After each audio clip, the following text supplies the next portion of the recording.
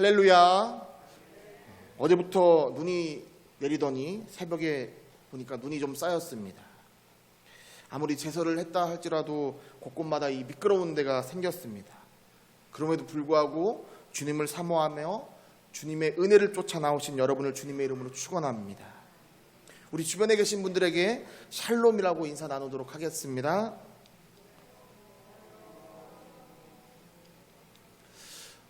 지난주 목요일에 교역자회를 다녀왔습니다. 회의에 앞서서 예배를 드리는데 그때 찬양하면서 얼마나 은혜가 되던지 오늘 말씀에 앞서 함께 찬양하길 원합니다. 가사를 생각하시면서 함께 말씀 앞에서 찬양하겠습니다.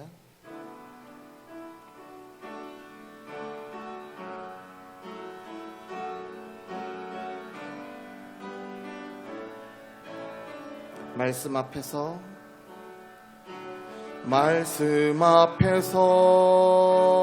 경외함으로 주께 홀로 섭니다. 생명의 말씀 읽고 순종해 주를 예배합니다. 다시 한번 찬양하겠습니다. 말씀 앞에서 경외함으로 주께 홀로 섭니다. 생명의 말씀 읽고 순종해 주를 예배합니다.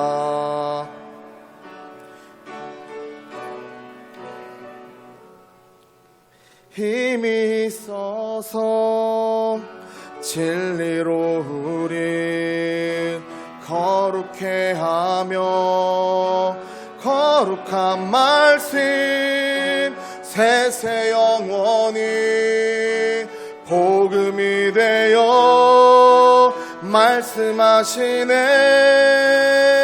하나님 말씀에 두려워 떠는 자, 그 말씀에 생명을 거는 자, 한 사람 찾으시는 주님의 약속을 믿어.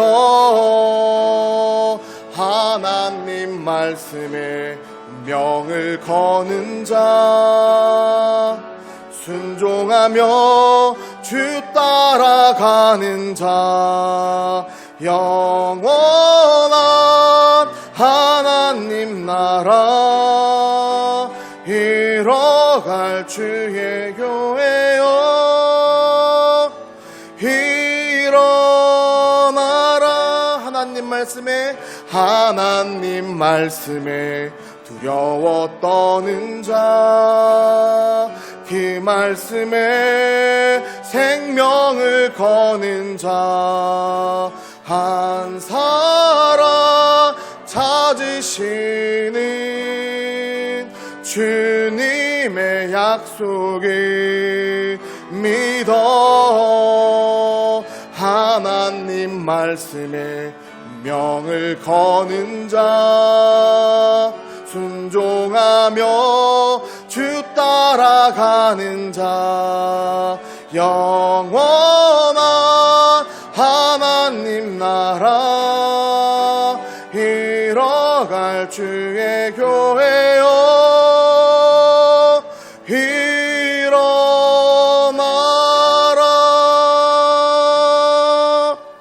아멘. 우리 모두가 하나님 말씀에 두려워 떨며 하나님 말씀에 순종하고 생명을 걸고 운명을 거는 우리 모두가 되기를 주님의 이름으로 축원합니다. 지난 시간 우리는 이스라엘의 5대 제사 중에 레위기 1장을 통해서 번제에 대해서 들었고 2장을 통해서 소제에 대해서 들었습니다. 번제는 자신이 키우던 가축을 그 중에 가장 좋은 흠없는 것으로 하나님께 온전히 드리는 제사라고 말씀을 드렸고, 소나 양이나 염소로 드릴 수 있고 가난한 자들은 비둘기를 가지고 드릴 수 있다라고 말씀드렸습니다.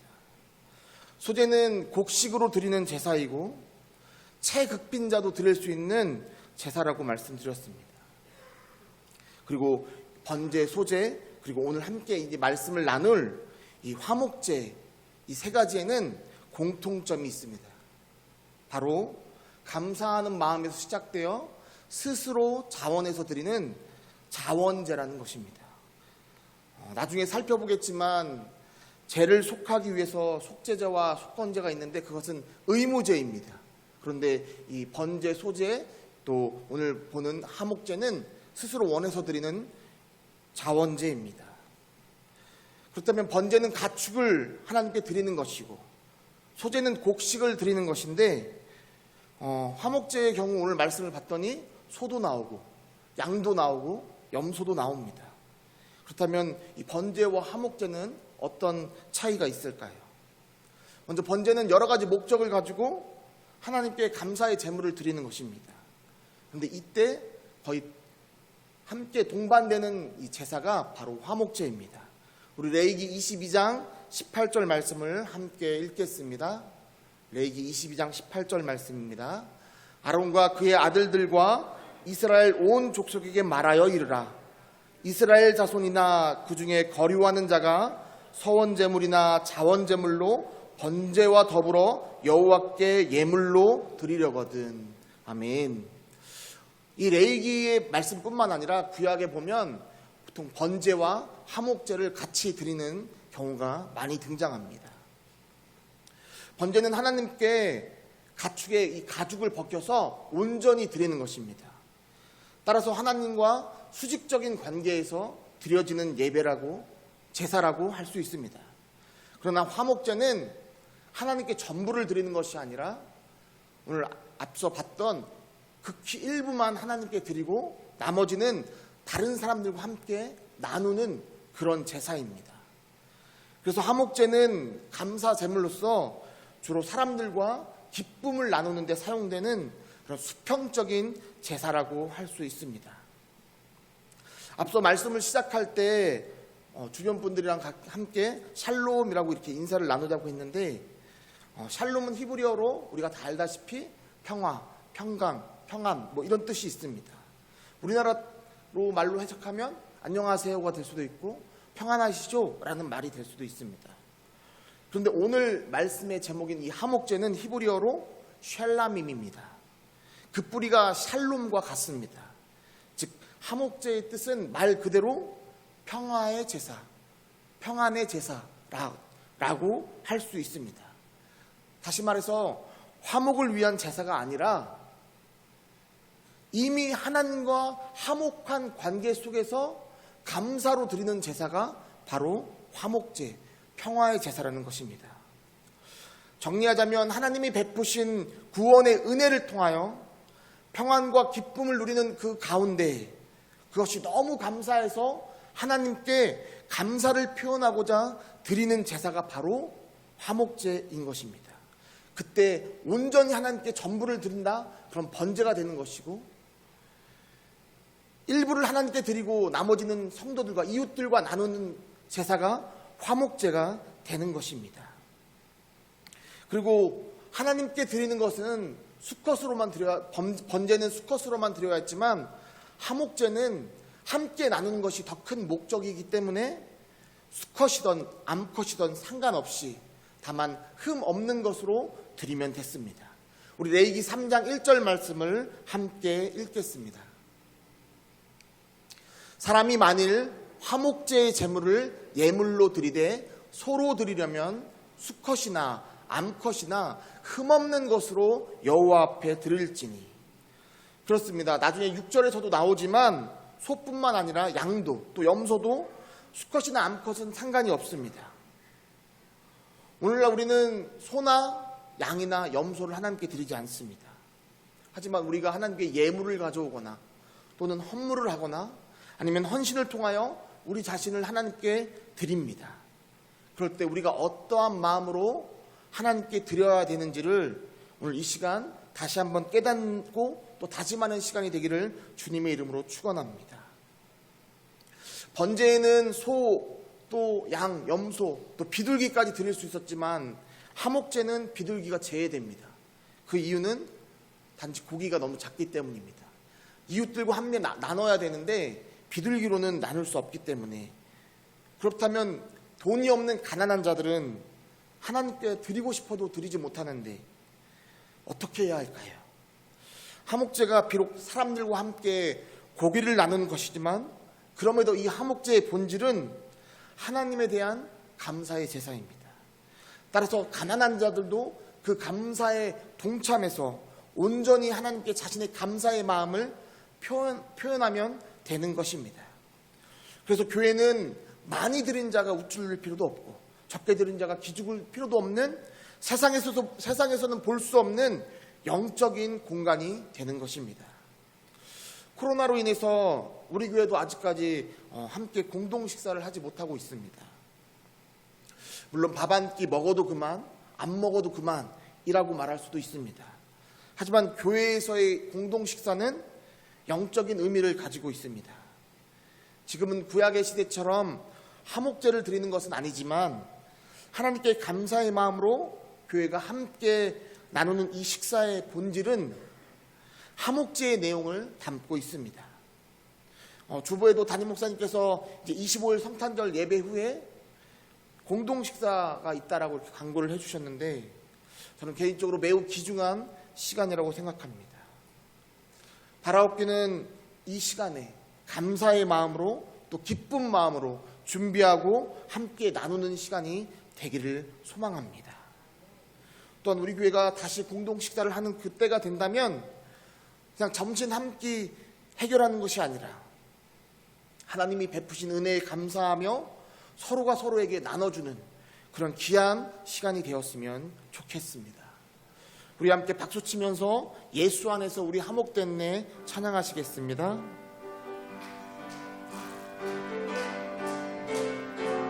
예수 안에서 우리 화목됐네.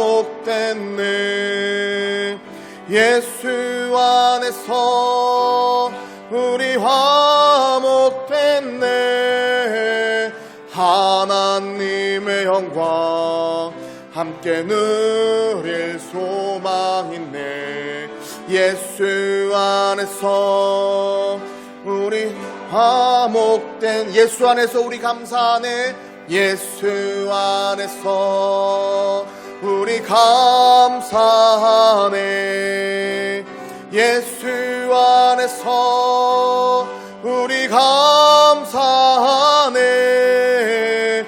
하나님의 영광 함께 누릴 소망 있네. 할렐루야. 예수 안에서 우리 감사하네. 아멘. 계속해서 화목제의 이 특징에 대해서 살펴보면 번제는 가죽을 벗긴 다음에 온전히 다 하나님께 드리는 제사입니다. 그런데 화목제는 핵심 부위만 하나님께 바치고 나머지는 이웃들과 함께 나누어 먹는 제사입니다. 그렇다면 하나님께 바치는 그 핵심 부위는 무엇일까요? 우리 레위기 3장 3절과 4절 말씀을 함께 읽겠습니다. 그는 또 그 화목제의 제물 중에서 여호와께 화제를 드릴지니 곧 내장에 덮인 기름과 내장에 붙은 모든 기름과 두 콩팥과 그 위의 기름 곧 허리 쪽에 있는 것과 간에 덮인 커플을 콩팥과 함께 떼어낼 것이요. 아멘. 화목제의 경우에는 하나님께 태워드리는 그런 부위가 있습니다. 첫 번째가 바로 기름입니다. 여기서의 기름은 살코기 주변에 붙어있는 이런 비계가 아니라 내장에 있는 기름을 말합니다. 그래서 레위기 3장 16절 마지막 부분에 보면 이렇게 써 있습니다. 모든 기름은 여호와의 것이니라. 왜 하나님은 모든 기름을 여호와의 것이라고 말씀하셨을까요? 이에 관해서는 여러 가지 설이 있습니다. 기름이 가장 맛있는 부위이기 때문이다 라는 이런 말도 있지만 유명한 레위기학자 유대 랍비인 밀그롬에 의하면 내장에 붙어있는 이 기름은 식용으로 사용할 수 없다라고 말합니다. 따라서 몸에 해롭고 좋지 않은 것이기 때문에 하나님께 자신의 소중한, 하나님이 그것을 소중하게 여기는 그런 것으로 바라보기에는 모순이 있다라는 것입니다. 오히려 왜 내장의 기름을 하나님께 드리냐면, 저희가 이 곱창 같은 음식을 먹으면 냄새가 고소한 냄새가 이렇게 풍기는데, 바로 이 향기로운 냄새로 인해서 하나님께서 이 내장 안에 있는 기름은 하나님 것이다 라고 말씀하셨다는 것이 다수설입니다. 또한 이스라엘에서는 기름을 부와 풍요의 상징으로 보았기 때문에, 또 힘의 근원으로 보았기 때문에 부와 풍요와 힘이 하나님께 있음을 인정하길 원하시는 하나님의 마음으로 봐야 할 것입니다. 또 하나님께 드리는 두 번째 것이 바로 두 콩팥과 간입니다. 우리나라에서도 겁이 없는 사람 보면 간이 부었다, 간땡이가 부었다 이런 이야기 하는데요. 또 줏대 없이 행동하면 쓸개가 빠졌다라고 표현하고, 심한 고통은 창자가 끊어지는 고통이라고 표현합니다. 근데 이런 표현이 우리나라에만 있는 것이 아니라, 동양에만 있는 것이 아니라 성경에도 이런 표현이 나옵니다. 우리 예레미야가 2장 11절 말씀을 함께 읽겠습니다. 내 눈이 눈물에 상하며 내 창자가 끊어지며 내 간이 땅에 쏟아졌으니 이는 딸 내 백성이 패망하여 어린 자녀와 젖 먹는 아이들이 성읍 길거리에 기절함이로다. 예레미야 또한 자신의 끓는 심정을 창자가 끊어진다라고 표현합니다. 우리 예레미야 11장 20절 말씀도 함께 읽겠습니다.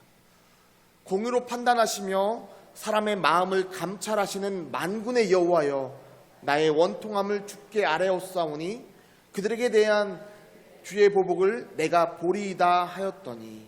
아멘. 금방 저희가 읽은 이 예레미야 말씀에 보면 공의로 판단하시며 사람의 마음을 감찰하시는 이란 이 마음에서 히브리어로 킬랴라는 단어를 사용했는데, 이 마음이 사실은 히브리어 킬랴가 콩팥을 나타내는 단어입니다.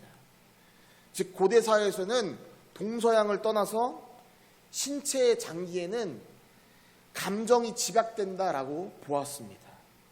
그래서 한의원에 가셨을 때 그분 컨디션이나 감정에 따라서 간이 붓고 신장이 붓고 이런 말을 하는 이 모든 것도 바로 이 고대 감정이 신장, 이런 자신들의 이 장기에 담겨져 있다라는 이 사상에서 비롯된 것입니다.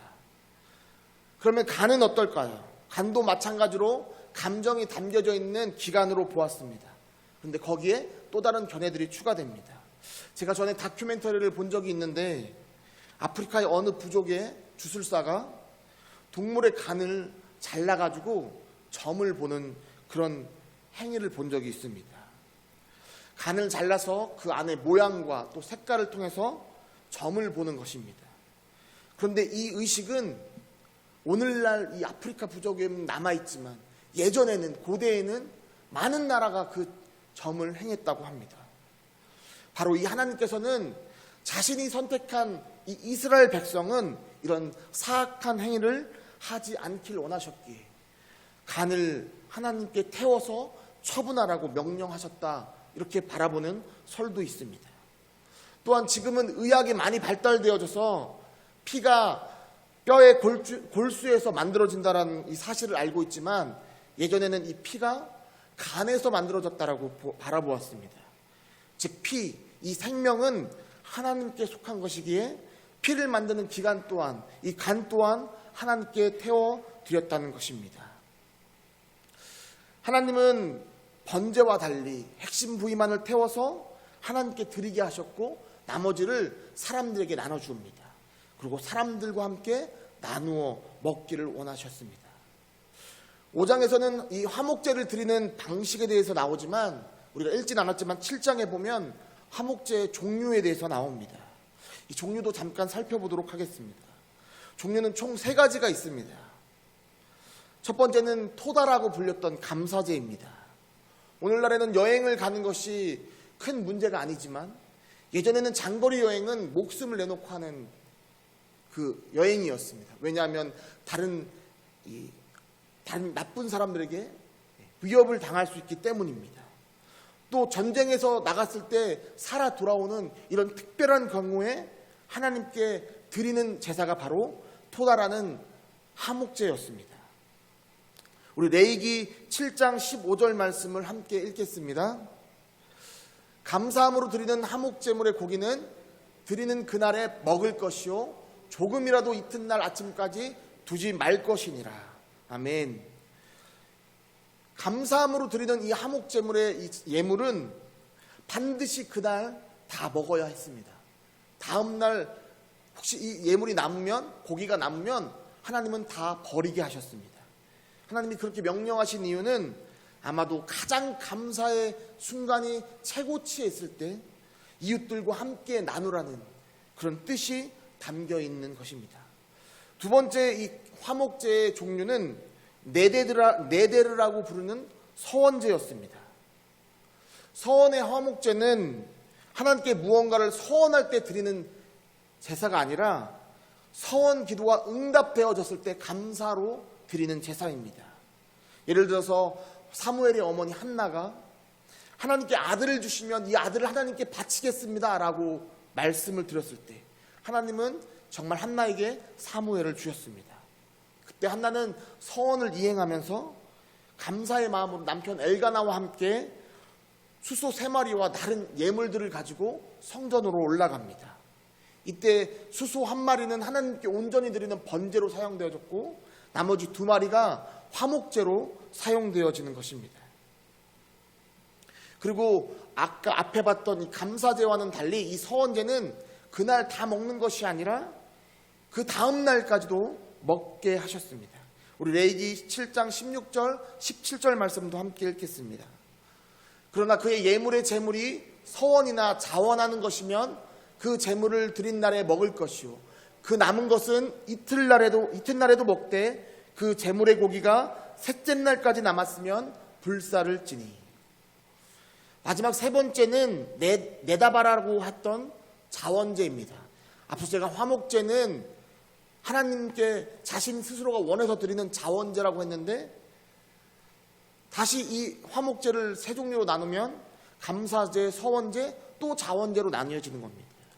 그러니까 앞에 있었던 자원제는 큰 목록의 자원제이고 지금 보는 이 자원제는 작은 목록의 자원제인데 감사제나 서원제 같은 경우는 특별한 목적이 있습니다. 감사제 같은 경우는 여행이나 아니면 자신의 목숨이 사라져 잃을 뻔한 이 목숨을 다시 찾아왔을 때 감사제를 드리고 서원제는 하나님께 서원을 드린 것을 하나님이 응답해 주셨을 때 그에 대한 감사로 드리는 것입니다. 그런데 여기서 이 자원제는 바로 일상생활 속에서 범사에 감사할 때 드리는 제사입니다. 그래서 다른 제사들과 달리 음식들을 다른 이웃들과 함께 나누는 것이 더 큰 강조가 되기 때문에 놀랍게도 어느 정도의 흠이 있어도 하나님이 이 예물을 드리게 하셨습니다. 레위기 22장 23절의 말씀을 한번 보겠습니다. 소나 양의 지체가 더하거나 덜하거나 한 것은 너희가 자원 제물로는 쓰려니와 서원 제물을 드리면 기쁘게 받으심이 되지 못하리라. 아멘. 저는 사실 이 레위기 설교를 제가 지난번에도 한번 말씀드렸지만 굉장히 무겁고 주제가 근데 하나님이 감동을 주셔서 지금 설교를 하는데 화목제 설교를 준비하면서 저는 이 부분에서 가장 큰 은혜를 받았습니다. 왜냐하면 하나님은 완전하시고 거룩하신 분이신데 왜 하나님은 다른 제사들과 달리 이 자원제로 드릴 때는 흠을 허용하셨을까? 왜 하나님은 분명히 흠 없는 것으로 받아야 하실 것인데 왜 하나님은 이때만큼은 흠을 허용하셨을까라는 것입니다.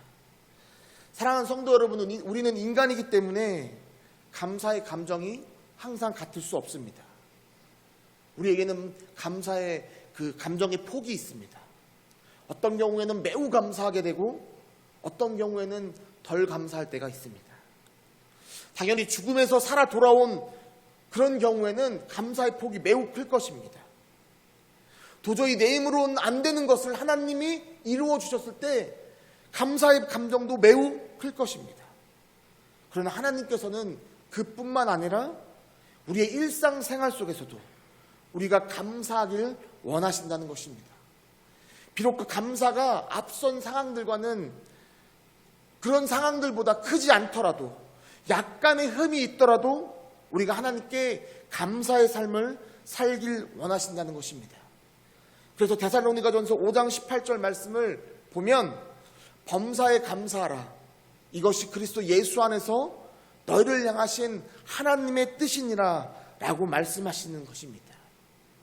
비록 우리가 나약한 인간이기 때문에 항상 깊은 감사를 하지 못한다 할지라도 숨을 쉬는 것도 감사요, 볼 수 있는 것도 감사요, 걸을 수 있는 것도 감사요, 함께 예배드리며 찬양하는 것도 감사이고, 집에서 아이들이 공부 안 하고 말 안 들어도 나에게 주신 귀한 선물이기에 감사하는 것입니다.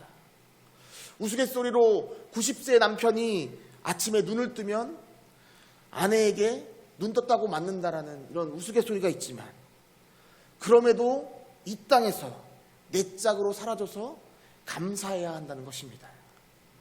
여러분, 마지막으로 화목제는 하나님과 화목하게 되기 위해서 드리는 제사가 아니라고 앞서 말씀드렸습니다. 그것은 속죄제입니다. 화목제는 이미 하나님과의 화목한 관계 속에서 드리는 감사의 제사입니다. 하지만 구약시대 이 화목제는 남은 음식을 서로가 나누면서 사람들과의 남겨있던 그 앙금이 해소되었습니다. 바로 이 화목제는 이웃들과의 앙금이 해결되는 그런 효과가 있었습니다. 그것을 아시기에 하나님은 조금의 흠을 허락하셨던 것입니다. 왜냐하면 하나님께서 화목제를 받기 원하셨던 이 진정한 화목제의 본질은 우리가 이웃과 더불어 기쁨과 감격을 나눔으로써 그 공동체가 하나 되기를 원하셨기 때문입니다. 오늘날 하나님의 마음은 어떠실까요?